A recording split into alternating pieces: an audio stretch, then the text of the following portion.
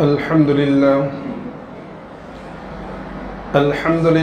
نحمده ونستعينه ونستغفره ونؤمن به ونتوكل عليه ونعوذ بالله من شرور أنفسنا ومن سيئات أعمالنا من يهد الله فلا مضل له ومن يضلله فلا هادي له ونشهد أن لا إله إلا الله وحده لا شريك له ولا نظير له ولا معين له ولا مشير له ولا مثال له ولا مثل له ونشهد أن سيدنا وسندنا وشفيعنا وحبيبنا ومولانا محمدا عبده ورسوله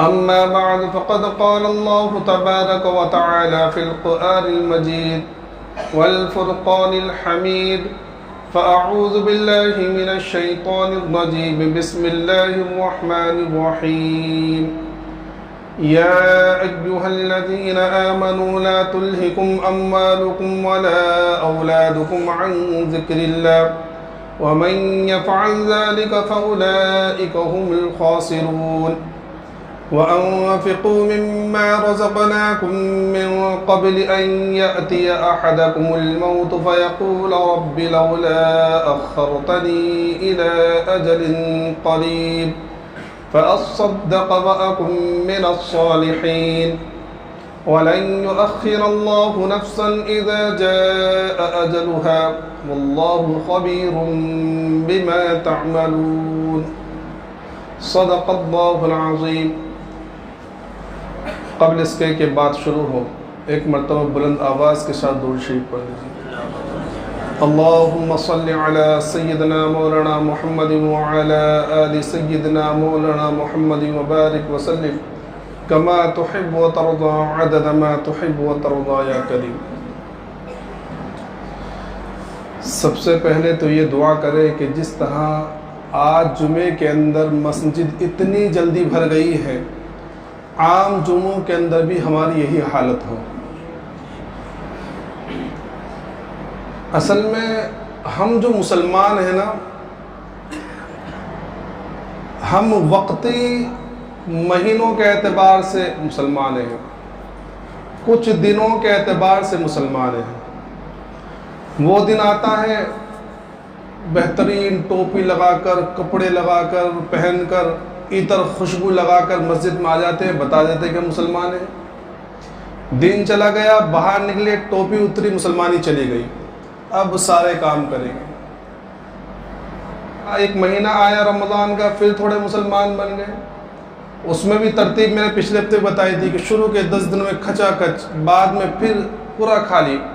اب یہ 4-5 دن پھر واپس سیلاب آئے گا، جگہ ختم ہو جائیں گی، مسجدیں کم پڑ جائیں گی، لوگ سوچنے لگیں گے نئی مسجدیں بنائیں. اور جہاں 27ویں شب ختم، مسلمان پھر آدھے ختم. اور جہاں عید ہوئی تو لگتا ہے کہ 10% مسلمان تھے، باقی 90% تو ختم ہو گئے. حالانکہ اسلام تو وہ دین ہے جو 24 گھنٹوں کے لیے ہے. اس لیے اللہ تبارک و تعالیٰ نے جہاں جہاں اسلام کا مطالبہ کیا ہے وہاں فرمایا یا ایھا الذین آمنوا ادخلوا فی السلم کافہ، مکمل طور پر پورے اسلام میں داخل ہو جاؤ. وہ آدھا تیتر آدھا بٹیر، یا اس دن مسلمان اس دن غیر مسلم والی زندگی، یہ اسلام نے اور شریعت نے ہم سے مطالبہ نہیں کیا ہے. آج جو مسجد بھری ہوئی دکھ رہی ہے اتنی جلدی، یہ پچھلے 2 جمعوں میں نہیں تھی، پہلے جمعے میں تھی، کیونکہ نیا رمضان آیا ہوا تھا، جوش تھا. بعد میں رمضان پرانا تو ہم بھی پرانے، ختم. پھر بازاروں میں دیکھو، اب یہ پھر الوداع جمعہ ہے. دیکھو سب سے اہم چیز تو سب سے پہلے یہی سمجھ لیجئے کہ الوداعی جمعے کی شرعی کوئی حیثیت نہیں ہے. یہ جس طرح شروع کے 3 جمعات ہیں، جو اہمیت ان جمعوں کی تھی وہی اہمیت اس جمعے کی ہے.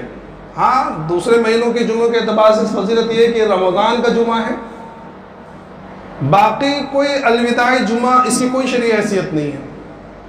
یہ جو ہم لوگ سوشل میڈیا کے مسلمان بنے ہوئے نا، کہ جو سوشل میڈیا پہ آ گئے اور ہم نے یوٹیوب پہ دیکھ لیا یا دوسرے سوشل سائٹس پہ دیکھ لیا کہ رو رہے ہیں، ہائے وہ ایک صاحب تو ہر وداع جمعہ پہ ان کا وہ آتا ہے، ویڈیو آتا ہے، اتنے روتے ہیں، یہاں پکڑ کے رو رہے مسجد، وہاں پکڑ کے رو رہے الوداع الوداع الوداع، اور خطبوں کے اندر بھی الوداع الوداع کے الفاظ، اس کی کوئی شرعی حیثیت نہیں ہے۔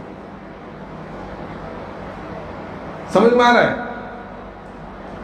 نہ اس میں نئے کپڑے پہننا یا کوئی الگ سے کوئی اچھا ہر سال ہم لوگ شیطان کچھ حصہ لگاتا ہے نا،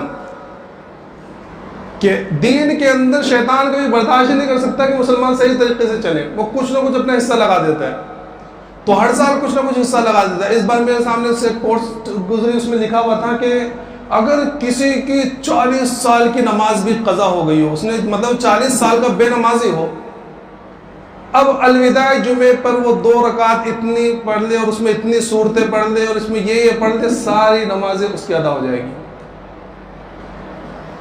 عجیب سی، وہ 40 سال کی نمازیں 2 رکعت نماز کے اندر معاف کرا رہے ہیں، اس کی کوئی شرعی حیثیت نہیں ہے۔ ہماری جتنی نمازیں قضا ہوئی ہیں، سب سے پہلے دعا کریں، اللہ سے استغفار کریں، اور پھر اس کے بعد وہ نمازیں جیسے عام نمازیں پڑھی جاتی ویسے پڑھنا شروع کر دیں۔ ہر نماز کے بعد نماز کی قضا، بڑی راتوں کے اندر اس نمازوں کی قضا، اور جب تک پڑھنے کی کوشش کرتے رہے، اگر اس درمیان میں موت آ گئی تو اللہ کی ذات سے امید ہے کہ اللہ اپنے شان کے مطابق معاف فرمائیں گے۔ لیکن یہ 2 رکعتوں میں جو ہماری نمازیں، ساری نمازیں قضا ہم معاف کروا رہے ہیں، اس کی کوئی شرعی حیثیت نہیں ہے۔ بہت زیادہ یہ پوسٹ چلتی ہے، جیسے رمضان آنے سے 1 مہینہ پہلے سے پوسٹ چلتی ہے کہ رمضان جو ہے اتنی تاریخ سے شروع ہونے والا ہے، اور جو سب سے پہلے رمضان کی خوشخبری کسی کو سنائے گا وہ جہنم سے بری ہو جائے گا، اور نیچے حدیث لکھا ہوا تھا۔ استغفر اللہ، حدیث کو تو ہم نے اپنے باپ داداؤں کی جاگیر سمجھ رکھا ہے، بس کچھ بھی لکھ دو نیچے تو حدیث۔ ارے کہاں کی حدیث ہے بھائی؟ پورے ذخیرے حدیث میں کوئی ایسی حدیث نہیں ہے جس کے اندر یہ ہو کہ سب سے پہلے جو رمضان کی مبارکباد دے گا اس کے سارے گناہ معاف اور جنت میں داخل ہو جائے گا۔ تو بہرحال یہ الوداعی جمعہ سے کوئی شرعی حیثیت نہیں ہے فضیلت کے اعتبار سے، جیسے عام رمضان کے جمعے ویسے یہ بھی جمعہ ہے۔ سمجھ میں آ رہا ہے؟ بہرحال اللہ تبارک تعالیٰ نے جو قرآن کی آیت میں آج پڑھی ہے اس میں فرمایا کہ ایمان والوں، تمہیں تمہارے آل اولاد لا تلہکم اموالکم ولا اولادکم، تمہارے مال اور تمہاری اولاد دھوکے میں نہ ڈال دیں۔ کس بات سے؟ اللہ کے ذکر سے تمہیں غافل نہ کر دیں، تمہیں دھوکے میں نہ ڈال دیں۔ کہ عام طور پر آج جو ہے انسان اللہ سے جو غفلت برتتا ہے، اللہ کے ذکر سے جو غفلت ہوتی ہے، وہ یہی 2 چیزوں کی، یا تو مال میں لگا ہوا ہے، مال کمانا، مال آنا، مال لانا، مال آنا، نہ حرام دیکھ رہا ہے نہ حلال دیکھ رہا ہے، نہ صبح نہ شام، صرف مال۔ ان کو یہ پتہ ہی نہیں چلتا کہ رمضان کب آ گیا کب چلا گیا، وہ تو رمضان کو بھی سیزن سمجھ کر گزارتے ہیں، کوئی فرق نہیں، کوئی معمولات میں فرق نہیں۔ ہاں کھانے میں فرق آ گیا کہ کھانا اچھے سے اچھا بن رہا ہے، ٹائم ٹیبل تھوڑا بدل گیا، پھر رمضان کے علاوہ جو ہے 2 ٹائم کھاتے تھے، ابھی 4-5 ٹائم کھانے لگے، سحری میں، افطاری کے بعد، مغرب کے بعد میں، پھر عشاء کے بعد میں، پھر اس کے بعد 2-3 بجے پھر چلتا ہے۔ پھر رمضان کے علاوہ جو ہے دعوتیں کم اڑتی تھی، رمضان میں زیادہ دعوتیں اڑنے لگی، رات بھر کھا رہے ہیں، کئی مینارہ گلی میں جا کے، کئی بھیونڈی کے ڈھابوں میں، کئی کلہ کے ڈھابوں میں، پورے رات بھر کھانے میں گزار دیے۔ یہ ہمارے رمضان کے معاملات میں تبدیلی ہوتی ہے۔ تو یا تو مال کمانے کے چکر میں ہے یا پھر آل اولاد کی محبت کے چکر میں۔ تو اللہ تبارک تعالیٰ نے ارشاد فرمایا کہ تمہیں یہ 2 چیزیں جو ہے غفلت میں ڈال دے اللہ کے ذکر سے، اور اگر جو اس طرح کرے وَمَن يَفْعَلْ ذَلِكَ فَأُولَٰئِكَ هُمُ الْخَاسِرُونَ، جو اس طرح کرے گا، فرمایا کہ بہت بڑے خسارے میں یہی لوگ ہیں۔ اور پھر اللہ تبارک تعالیٰ نے ایک نسخہ بتلایا۔ کیا نسخہ بتلایا؟ وَأَنفِقُوا مِمَّا رَزَقْنَاكُم مِّن قَبْلِ أَن يَأْتِيَ أَحَدَكُمُ الْمَوْتُ، کہ ایمان والوں، اللہ تبارک و تعالیٰ نے جو مال تمہیں دیا ہے، جو رزق تمہیں دیا ہے، مما رزقنا، جو کچھ ہم نے تم کو دیا ہے، وہ جان کے اعتبار سے ہو، مال کے اعتبار سے ہو، وقت کے اعتبار سے ہو، یہ ساری چیزیں اللہ کی دی ہوئی ہے۔ تو جو کچھ اللہ تبارک و تعالیٰ نے تمہیں دیا ہے اس میں سے اللہ کی راہ میں خرچ کرو۔ یہ اللہ کی راہ میں خرچ کرنا، یہ دنیا چھوڑنے کے لیے ہمارے لیے آسان ہوگا اور آخرت میں جانا ہمارے لیے آسان ہوگا، کیونکہ انسان کی فطری چیز ہے اس کی کہ اس کے دل میں مال کی محبت ہوتی ہے. اب جہاں مال رہے گا وہاں جانے کی اس کے لیے محبت ہوگی. اگر ہمارا مال ذخیرہ آخرت ہوگا، ہمارا مال آخرت کے لیے ہم نے ذخیرہ کیا ہوگا، اللہ تبارک تعالیٰ کے بینک میں جمع کیا ہوگا، تو ہماری خواہش ہوگی کہ وہاں جلدی چلے جائیں. اور اگر دنیا کے اندر بھی ہوگا، دنیا کے اندر ہی ہوگا، آخرت کے لیے کوئی ذخیرہ نہیں، تو پھر ہم سوچیں گے کیا ہے اپنا مال چھوڑ کے کہاں جائے، کہاں، ابھی تو ہم نے دنیا جی کہاں ہے، ابھی تو کچھ ہی ایام گزرے ہیں اور دنیا میں غفلت کے اعتبار سے رہے ہیں. اللہ تبارک و تعالیٰ نے قرآن کریم میں مال خرچ کرنے کی بہت زیادہ ترغیب دی ہے. اللہ کے رسول صلی اللہ علیہ وسلم نے احادیث کے اندر، اپنے ارشادات کے اندر خوب ترغیب دی ہے کہ اللہ کے راستے میں مال کو خرچ کرو، اپنی جان کو خرچ کرو، اپنے اوقات کو، جو کچھ اللہ نے تمہیں دیا ہے اس کو اللہ کے راستے میں خرچ کرو. اور قربان جائیے اللہ تبارک و تعالیٰ کے کہ دیا ہوا مال بھی اللہ کا، سارا مال اللہ نے دیا ہے، آیا مال اللہ کی طرف سے، اور پھر اللہ اپنے راستے میں خرچ کرنے کے لیے فرما رہا ہے، اور اس کو کائیں سے تابع کر رہا ہے؟ قرض سے. من ذا الذی یقرض اللہ قرضا حسنا فیضاعفہ لہ اضعافا کثیرا، کہ کون ہے وہ شخص جو اللہ کو قرض حسنہ دے، جو اچھے طریقے سے اللہ کو قرض دے، اور اللہ بدلے میں کیا کرے؟ فیضاعفہ لہ اضعافا، کہ اللہ تبارک تعالیٰ بدلے میں کیا کرے گا؟ جب وہ قرض لوٹائے گا تو اس کو بہت زیادہ بڑھا کر تمہیں واپس لوٹائے گا. دیکھو جب قرآن کریم میں یہ آیت نازل ہوئی قرض جو اللہ کو دینے کی، کہ اللہ کو قرض دو، تو جب یہ آیت نازل ہوئی تو اس آیت سے 3 طرح کے لوگ ہو گئے. ایک تو وہ لوگ ہیں جنہوں نے فوراً یہ کہا کہ اللہ نعوذ باللہ فقیر ہو گیا ہے کہ ہم سے قرض مانگ رہا ہے. تو اللہ تبارک نے فرمایا لقد سمع اللہ قول الذین قالوا ان اللہ فقیر ونحن اغنیاء، اور اس کا جواب دے دیا کہ یہ لوگ یہ سمجھتے کہ اللہ فقیر نہیں ہوا، اللہ تو ہمیشہ سے خزانے والا تھا، اس کے خزانے تو لامحدود ہیں، وہ تو ہمیشہ کا غنی ہے، وہ یہ تمام چیزوں سے بے نیاز ہے، اصل میں محتاج تو ہم ہیں. تو ایک تو وہ مردود ہو گیا. ایک وہ جس نے اس طرح تو نہیں کہا لیکن مال کے اندر بخل کیا اس نے. تو اللہ تعالیٰ نے ارشاد فرمایا فَمِنْكُمْ مَنْ يَبْخَلْ فَإِنَّمَا يَبْخَلُ عَنْ نَفْسِهِ، کہ جس نے اللہ سے بخل کیا، اس نے اللہ سے بخل نہیں کیا، اصل میں اس نے اپنے آپ سے بخل کیا. اور دوسرے وہ لوگ تھے جنہوں نے فوراً سوچا کہ نہیں اللہ نے قرض مانگا تو ہم اللہ کو قرض دیں گے، اور پھر انہوں نے اپنے آپ جو کچھ تھا وہ خرچ کرنے کے لیے پوچھا کہ یا رسول اللہ ہم کیا خرچ کریں. حضرت ابو الدحداء رضی اللہ تعالیٰ ایک صحابی ہیں، جب یہ آیت نازل ہوئی تو آپ وہیں تھے، فرمایا کہ یا رسول اللہ ہم سے قرض مانگ رہا ہے تو ہم کیا دیں؟ تو اللہ کے رسول صلی اللہ علیہ وسلم فرمایا کہ جو تمہارے پاس بہترین چیز ہو اللہ کے راستے میں خرچ کرو. تو فرمایا کہ یا رسول اللہ میرے پاس 2 باغ کھجوروں کے، میں دونوں باغ اللہ کے راہ میں دینا چاہتا ہوں. تو اللہ کے رسول نے منع کیا کہ نہیں 2 نہیں، ایک اپنی ضرورت کے لیے رکھ لو، ایک اپنی ضروریات کے لیے رکھ لو، اور ایک جو ہے وہ اللہ کے راستے میں خرچ کرو. تو فرمایا کہ یا رسول اللہ فلاں باغ جو ہے وہ مجھے بڑا محبوب ہے، اس کے 600 درخت ہیں کھجور کے، وہ میں باغ اللہ کے راہ میں دیتا ہوں. تو اللہ کے رسول فرمایا کہ جا تجھے اللہ کی طرف سے جنت کی بشارت ہے.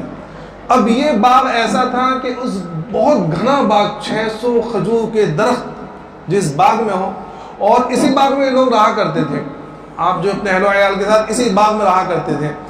تو وہاں سے بڑے خوش آ رہے ہیں. باہر جب اپنے باغ کے پاس پہنچے تو اندر داخل نہیں ہوئے، باہر سے آواز دے رہے ہیں اے ام دحدہ، اے ام دحدہ، اپنی بیوی کو آواز دے رہے ہیں، اور اشعار پڑھ رہے جن کا ترجمہ یہ ہے کہ میں تو بڑی خوب بہترین جو ہے خرید و فروخت کر آیا ہوں، اور بڑی بہترین چیز لے کر آیا ہوں، اور جنت کے بدلے باغ دے کر آیا ہوں. اب اندر سے بیوی آواز دے رہی کیا بات ہے اندر کیوں نہیں آتے؟ کہا کہ باہر نکل آؤ، اب یہ باغ ہمارا نہیں ہے، یہ باغ تو میں نے اللہ کے راستے میں صدقہ کر دیا. اب اللہ کے رسول صلی اللہ علیہ وسلم نے صحابہ کرام کا کیا ذہن بنایا ہوا تھا، اور کیا ترغیب، اور صحابہ کرام کے اندر خود کے اندر کیا ولولہ تھا خرچہ کرنے کا. اندر سے بیوی نے یہ نہیں پوچھا کہ تمہیں بیوقوف، تمہیں معلوم نہیں کیا کر کر آئے ہو، کیا بیوقوفی کر کر آ گئے ہو، کیا عقل، یہ کوئی عقل مندی کا کام ہے کہ اتنا بہترین باغ اللہ کے راستے میں خرچہ کر دیا دوسرا باغ دے دیتے. نہیں، جب یہ سنا کہ اللہ کے راہ میں دے کر آئے ہیں اور جنت کے بدلے میں دے کر آئے تو فوراً کہنے لگی بیوی بھی اوہو ابو دحدہ تم نے تو بڑی اچھی تجارت کی ہے، بڑا اچھا کام کر آئے ہو۔ فوراً ان کے بچے جو ہیں کھجور جمع کر رہے تھے، کچھ دامن میں تھے، کچھ منہ کے اندر کھجوریں تھی، جو دامن کے اندر تھی وہ دامن وہیں جھٹک دیا، اور جو منہ کے اندر تھی وہ انگلی ڈال کے باہر نکال دی کہ اب یہ کھجوریں تمہاری نہیں ہے، تو اللہ کے راستے میں چلی گئی، اور فوراً اپنے بچوں کا ہاتھ پکڑا باہر نکل کر آ گئے۔ یہ ولولہ تھا صحابہ کرام کا خرچ کرنے کا، کیونکہ انہیں معلوم تھا کہ جو اللہ کے پاس ہے وہ ہمیں ملے گا، جو اللہ کے پاس ہے وہ ہمیں ملے گا، جو دنیا میں وہ تو چلا جائے گا اور رہ جائے گا۔ آج تو ہمیں اعلانات کرنے پڑتے ہیں، دوسری چیزوں کے لیے تو چھوڑیے، مسجدوں کے لیے اعلان کرنے پڑتے ہیں، بھائی مسجدوں کا اتنا خرچہ ہے، مسجدوں کا اتنا خرچہ ہے، اور پھر وہ جھولی جب پھیلائی جاتی ہے وہ دیکھ کر پہلے سے چھپا کے رکھتے کہ 10 کروڑ کونے میں رکھتا کہ دکھانا بھی نہ پڑے، پہلے سے وہ توڑا موڑا نوٹ رہتا وہ نکال کے چپکے سے بند مٹھی، وہ بند مٹھی ایسا بولتے نا پتہ نہیں کتنے ہزار روپے دے رہے ہیں، وہ بند مٹھی ڈالتے 10 روپے کا نوٹ۔ یہ ہماری حالت ہو گئی۔ وہاں صحابہ کرام کی حالت ایسی تھی کہ جو اللہ کے راستے میں دے دیں، سمجھے، اور یہ دینا بھی اللہ تبارک تعالیٰ نے بدلے میں اتنا، اگر اللہ بدلہ نہ دیتا تو کیا اللہ، کون اللہ کا کچھ بگاڑ سکتا تھا؟ اللہ کا کوئی کچھ بگاڑ سکتا تھا؟ نہیں، ہم کیا کر سکتے تھے؟ لیکن اللہ نے مانگا اور مانگ کر لوٹایا، لوٹانے کا وعدہ جو کیا ہے وہ ایک دو نہیں بلکہ کہا دیکھو 3 طرح کے لوگ، ایک تو وہ لوگ ہیں جنہوں نے دیا بغیر ریاکاری کے دیا، ریاکاری کا تو چاہے کتنا بھی خرچ کر دو وہ قبول نہیں ہے، سیٹھ بننے کے لیے، مالدار بننے کے لیے، اور غنی کہلانے کے لیے، اور بہت دیوان کہلانے کے لیے اگر کوئی خرچہ کر دے، چاہے لاکھ روپے خرچہ کر دے، کروڑ روپے خرچہ کر دے، اسے کوئی حیثیت نہیں۔ لیکن کسی نے دیا اخلاص کے ساتھ دیا، لیکن اخلاص کی ذرا کم اخلاص کے ساتھ میں دیا، لیکن ریاکاری بالکل نہیں۔ تو فرمایا جو اس طرح دے گا من جاء بالحسنۃ فلہ عشر امثالھا، کہ جو بے ریا دے گا، بغیر اخلاص کے دے گا، بے ریا ہے لیکن اخلاص کی بھی کمی ہے، جو ایسا دے گا من جاء بالحسنۃ فلہ عشر امثالھا، تو اللہ ایک کے بدلے میں 10 تو ہر حال میں دے گا۔ اور جو اس سے اور تھوڑے اوپر کی کوالٹی کے لوگ ہیں کہ دیا اخلاص کے ساتھ بھی دیا، لیکن اخلاص میں ذرا کمی ہے، اعلیٰ درجے کا اخلاص نہیں ہے، تھوڑا کم ہے، تو فرمایا مثل الذین ينفقون اموالهم فی سبیل اللہ کمثل حبہ، کہ وہ لوگ جو اللہ کے راستے میں خرچ کرتے ہیں ان کی مثال ایسی ہے کہ وہ جب، مثال کا مطلب یہ ہے کہ جو وہ ایک دیتے ہیں تو اللہ تبارک تعالیٰ ایک کے بدلے میں ان کو 700 لوٹاتا ہے، ایک کے بدلے میں 700۔ 1 درہم تم خرچ کرو، 1 روپیہ تم خرچ کرو، اخلاص کے ساتھ خرچ کرو تو اللہ ایک کے بدلے میں 700 دے گا، 700۔ کوئی ہے دنیا کے اندر اس طرح دینے والا؟ کبھی آپ نے دیکھا اس طرح دینے والا؟ 700۔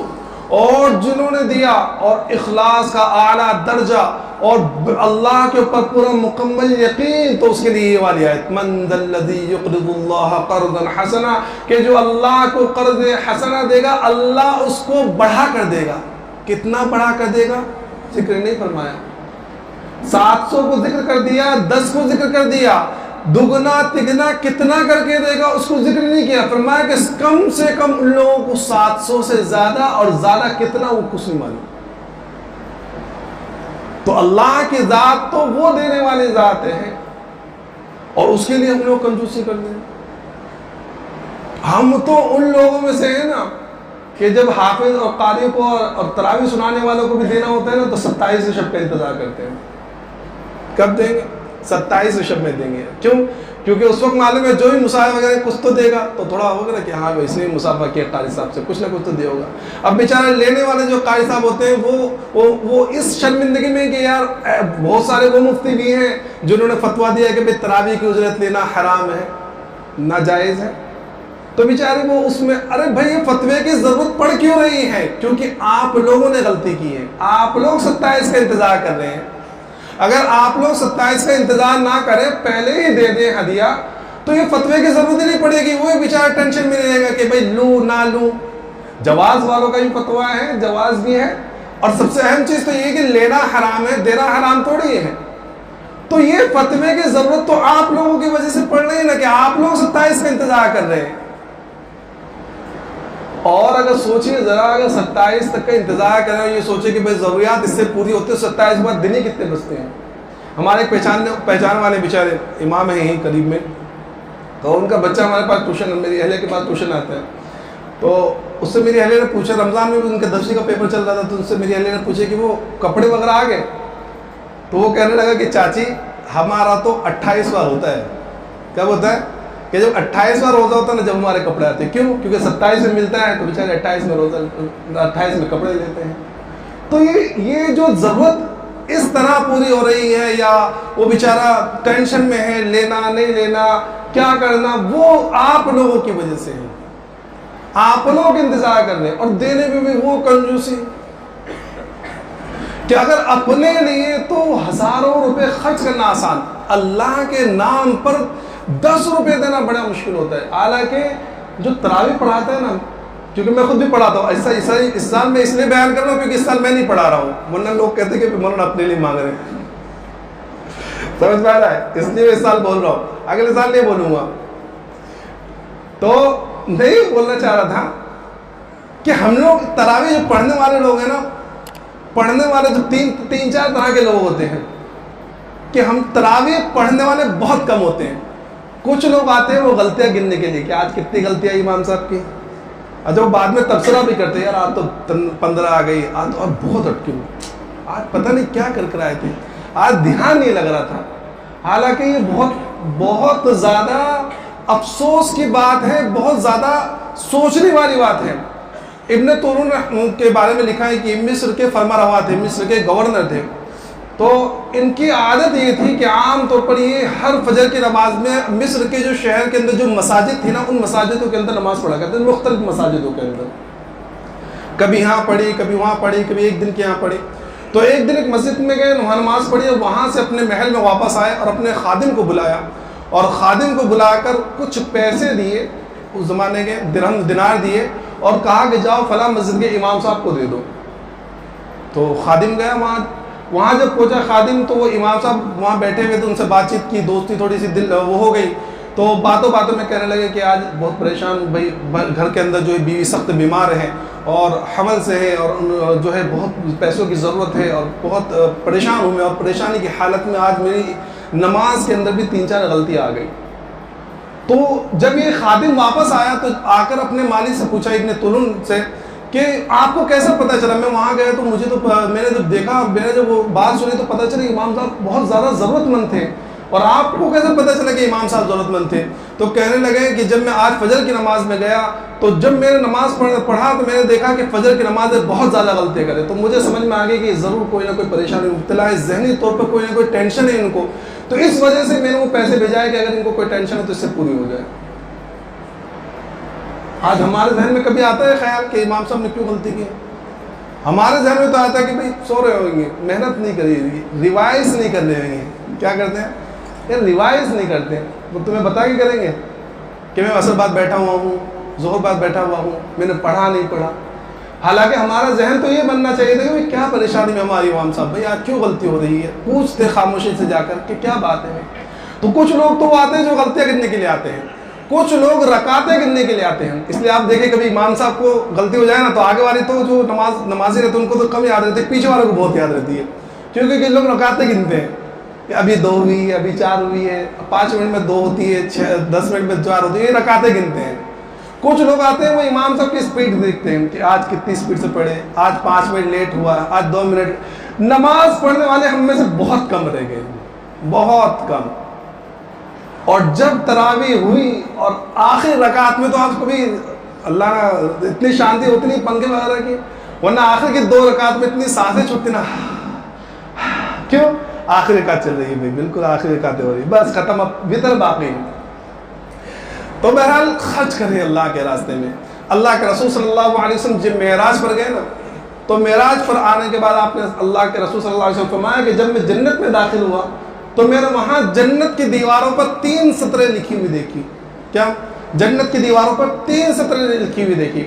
پہلی سطر لا الہ الا اللہ محمد رسول اللہ. دوسری سطر امت مذنبۃ ورب غفور، کہ امت گنہگار ہے اور رب جو ہے بخشنے والا ہے، بخشش کرنے والا ہے. اور تیسری سطر میں لکھا ما قدمنا وجدنا وما اکلنا ربحنا وما ترکنا خسرنا، کہ جو ہم نے آگے بھیج دیا وہ ہم نے پا لیا۔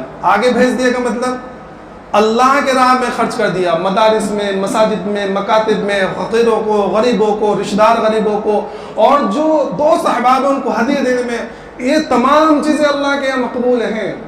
تو جو ہم نے آگے بھیج دیا ان کو ہم نے پا لیا، نیکیوں کی شکل میں، ثواب کی شکل میں، اس کے بدلے کی شکل میں، جو اللہ کی طرف سے دنیا میں بھی ملتا ہے، آخرت میں بھی ملتا ہے۔ تو ما قدمنا وجدنا وما اکلنا ربحنا، جو ہم نے کھا لیا اور پہن لیا وہ اس میں ہم فائدے میں رہے، وما ترکنا خسرنا، اور جو چھوڑ کر ہم نقصان میں رہے، کہ جو مال چھوڑ گئے وہ تمہارے کام نہیں آنے والا، وہ اولادیں وراثتیں نہیں دیتی، وہ تمہارے نام پہ صدقہ کہاں سے کرے گی، وہ تمہارے نام پہ خرچ کہاں سے کرے گی؟ تو جو خرچ کرنا ہے وہ اپنی زندگی میں کر دو۔ اس لیے اللہ تعالیٰ نے ارشاد فرمایا وَأَنفِقُوا مِمَّا رَزَقْنَاكُم مِّن قَبْلِ أَن يَأْتِيَ أَحَدَكُمُ الْمَوْتُ فَيَقُولَ رَبِّ لَوْلَا أَخَّرْتَنِي إِلَىٰ أَجَلٍ قَرِيبٍ، فرمایا کہ اے لوگوں، اے ایمان والوں، وہ وقت آنے سے پہلے خرچ کرو۔ کون سا وقت آنے سے پہلے؟ ان یاتی احدکم الموت، کہ تم میں سے کسی کے پاس موت آ جائے اور وہ کہے رب لولا اخرتنی الی اجل قریب، کہ اللہ بس تھوڑی سی مہلت دے دے، تھوڑی سی، فاصدق واکن من الصالحین، کہ میں تیرا اقرار بھی کروں گا، نیک بھی بن جاؤں گا، تیرے راستے میں خرچ کروں گا، خوب دوں گا، یہاں دوں گا، وہاں دوں گا۔ فرمایا کہ اب نہیں ہو سکتا، ولن یؤخر اللہ نفسا اذا جاء اجلها، جب اللہ کی طرف سے پیغام آ جاتا ہے، اللہ کی طرف سے بلاوا آ جاتا ہے تو وہ آگے پیچھے نہیں ہوتا، پھر تو لے کر ہی جاتا ہے۔ تو اس وقت سے پہلے خرچ کرو، زندگی ہے جب تک اس وقت تک خرچ کر دو، خوب اللہ کے راستے میں لٹاؤ، خوب اللہ کے راستے میں لٹاؤ، خوب مساجد میں، مدارس میں، مکاتب میں، خانقاہوں میں، اور غریبوں کو، رشتہ داروں کو خوب دو۔ یہ ہم پائیں گے، یہ آج ہمیں دکھ نہیں رہا ہے، یہ آج ہمیں لگ رہا ہے کہ ہمارا مال خرچ ہو رہا ہے، لیکن اصل میں یہی مال، صحابہ کرام کو آپ دیکھیے کہ غزوہ تبوک کا واقعہ ہم سب تمام کو معلوم ہے کہ خود اللہ کے رسول نے ترغیب دی، اعلان کیا مسجد میں کہ خرچ کرو، کیونکہ بہت دور کا غزوہ، بہت دور جانا تھا، بڑی سلطنت سے ٹکر لینی تھی، تو اللہ کے رسول نے اعلان کیا باقاعدہ چندے کا۔ یہ جو آج چندے ہوتے ہیں نا مدارس مساجد کی مسجدوں میں، یہ اسی کی ایک نقل ہے۔ تو اللہ کے رسول نے جب اعلان کیا تو حضرت عمر رضی اللہ عنہ فرماتے ہیں کہ میرے دل میں خیال آیا کہ میں کبھی حضرت ابو بکر سے آگے نہیں بڑھ پایا ہوں، لیکن آج میرے پاس بہت مال ہے، آج میں ابو بکر سے آگے بڑھ سکتا ہوں۔ تو گئے گھر پر، جتنا سامان تھا سب کا آدھا کرا، سب کا، 4 جوڑی کپڑے 2 جوڑی کپڑے لے لیے، اور 4 برتن 2 برتن لے لیے، جو مال ہے اس کا آدھا، سب چیز کا آدھا کرا، اور آدھا لے کر اللہ کے رسول صلی اللہ علیہ وسلم کے پاس آئے۔ فرمایا کہ عمر کیا لائے ہو؟ تو فرمایا کہ یا رسول اللہ اپنا پورا آدھا مال لے کر آئے ہو، جو کچھ تھا سب کا آدھا کر دیا، اور دل میں خوش ہو رہے کہ آج تو میں بڑھ گیا، آج تو میں آگے، آج ابو بکر مجھ سے پیچھے ہو سکتے ہیں۔ دیکھا کہ ابو بکر جو ہے وہاں سے بہت بڑا گٹر اٹھا کے لا رہے ہیں اور لے کر آئے اللہ کے رسول صلی اللہ علیہ وسلم پاس۔ بدن پہ نگاہ پڑی تو ٹاٹ کے کپڑے پہن کر آئے ہوئے ہیں، ٹاٹ کے کپڑے بھی اتار دیے۔ تو اللہ کے رسول بھی چونکہ مزاج سمجھتے تھے، یار تھے آپ کے حضرت ابو بکر، اور جن کے بارے میں اللہ کے رسول نے فرمایا کہ میں نے دنیا میں ہر ایک کے احسان کا بدلہ چکا دیا، ابو بکر کے احسان کا بدلہ نہ چکا سکا، وہ ابو بکر کے احسان کا بدلہ کل قیامت میں اللہ چکائے گا۔ تو اب چونکہ پہچانتے تھے تو سوال بدلا، یہ نہیں پوچھا کہ عمر کیا، کہ ابو بکر کیا لائے ہو، سوال بدل کے پوچھا کہ ابو بکر کیا چھوڑ کر آئے ہو۔ کیا پوچھا؟ کہ ابو بکر کیا چھوڑ کر آئے ہو؟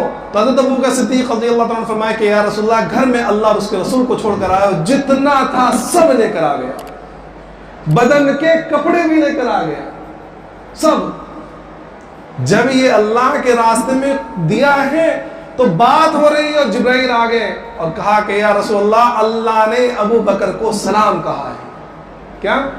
کہ اللہ نے ابو بکر کو سلام بھیجا ہے اور پوچھا ہے ابو بکر سے کہ ابو بکر تم راضی تو ہو؟ کہ کب آیا؟ جب اپنا سب اللہ کے راستے میں لٹا دیا۔ تو اللہ کے راستے میں خرچ کرنا سیکھو، سمجھے؟ یہ مہینہ خرچ کرنے کا ہے۔ تو اللہ نے جو فرائض واجبات دی وہ تو خرچ کرنے ہیں۔ اب اس رمضان کے اندر بھی ایک اور فریضہ ہے، ایک تو زکوٰۃ ہم لوگ ادا کرتے ہیں، ایک اور چیز ہے جو واجب ہے، وہ ہے صدقۃ الفطر۔ جو رمضان میں ہی ادا کی جاتی ہے عید میں. اصل میں اس کی فرضیت کا وجوب ہوتا ہے بالکل عید کے دن، اور عید کی نماز سے پہلے اس کا وقت ختم ہو جاتا ہے. عید کی نماز کے بعد اس کا وقت نہیں ہوتا ہے. تو صدقۃ الفطر اصل میں کیا ہے؟ تو یہ حضرت عبداللہ ابن عباس رضی اللہ عنہ فرماتے ہیں کہ دیکھو صدقۃ الفطر، اللہ کے رسول صلی اللہ علیہ وسلم فرمایا کہ صدقۃ الفطر اصل میں ہمارے روزوں کی زکوٰۃ ہے.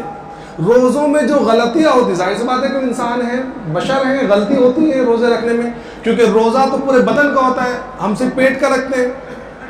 تو کبھی بد نظری، کبھی خدا نخواستہ بھولے سے ہو گئی ہو، کوئی چھوٹی موٹی غیبت یا جھوٹ بول دیا ہو، تو یہ جو روزوں کے اندر جو کمی رہ جاتی ہے، اس کمی کو پورا کرنے کے لیے یہ صدقۃ الفطر ہے.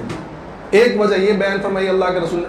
دوسری وجہ فرمائی کہ اللہ کے رسول صلی اللہ علیہ وسلم فرمایا کہ یہ صدقۃ الفطر اصل میں عید کے دن غریبوں کو مانگنے سے بچانے کے لیے ہے، کہ جو غریب ہیں، فقیر ہیں، تو کم از کم وہ بیچارے عید کے دن تو مانگنے سے محفوظ رہ جائے، عید تو ان کی بھی تھوڑی بہت اچھی بن جائے. تو اس لیے صدقۃ الفطر ہے. ابھی کس کے اوپر ہے؟ تو ہر صاحب نصاب پر صدقہ فطر ہے.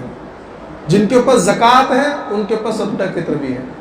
لیکن صدقہ فطر میں دو چیزیں ایکسٹرا. ایک تو یہ کہ صدقۃ الفطر کے اندر جو مال ہوتا ہے نا، اس مال کے اوپر سال گزرنا ضروری نہیں ہے. اگر طلوع آفتاب سے پہلے ہمارے پاس اتنا مال آ گیا، یا چاند رات میں بھی اتنا مال آ گیا جو نصاب زکوٰۃ ہے، 52.5 تولہ چاندی کے بقدر، یا یہ اس کے بقدر پیسے آ گئے، یا اتنی چاندی آ گئی، یا 7.5 تولہ سونا، یا سونا اور چاندی، جو نصاب زکوٰۃ ہے اتنا پیسہ ہمارے پاس چاند رات میں بھی آ گیا تو ہمیں صدقہ فطر دینا پڑے گا. اچھا، صدقہ فطر خود بھی دے گا اور اپنی نابالغ اولاد کی طرف سے بھی دے گا. بیوی کی طرف سے، بالغ اولاد کی طرف سے دینا اس کے لیے ضروری نہیں ہے، لیکن اگر وہ دے تو اچھی بات ہے. بیوی کی طرف سے بھی دو، بھائی تمہارا اتنا کام کرتی ہے، رمضان میں اتنے اچھے کھانے بنا کے کھلا رہی ہے، تو کم از کم ایک صدقہ فطر تو اس کی طرف سے دے سکتے ہو نا. تو صدقہ فطر اپنی نابالغ اولاد کی طرف سے دینا تو ضروری ہے، لیکن بالغ اولاد کی طرف سے بھی دے سکتا ہے اور بیوی کی طرف سے بھی دے سکتا ہے. اب صدقہ فطر ہے کتنا؟ تو اللہ کے رسول نے 4 چیزیں بتائی صدقہ فطر میں جو اس کا نصاب دینا ہے. اس کے علاوہ اور کسی چیز کے حساب سے نہیں دے سکتے. کیا؟ گیہوں، جو، کھجور اور کشمش. گیہوں کا نصاب جو ہے وہ الگ ہے. گیہوں کا نصاب وہ کیا ہے؟ کتنا نکالنا ہے گیہوں؟ نصف سا، یعنی 1.25 کلو گیہوں کی مقدار نکالنی ہے. اس کے علاوہ جو ہے کشمش ہو، جو ہو یا کھجور ہو، یہ تقریباً 3 کلو 100 گرام یا 3.25 کلو مان کے چلو اتنا نکالنا ہے. لیکن فرماتے روایتوں کے اندر آتا ہے جب حضرت علی رضی اللہ تعالیٰ کوفہ گئے تو وہاں آپ نے دیکھا کہ 1.25 کلو گیہوں تو بہت ہی کم پیسے بن رہے. تو آپ نے فرمایا کہ میری رائے یہ ہے کہ گیہوں بھی 3 کلو کے حساب سے نکالے جائیں، 3 کلو کے حساب سے.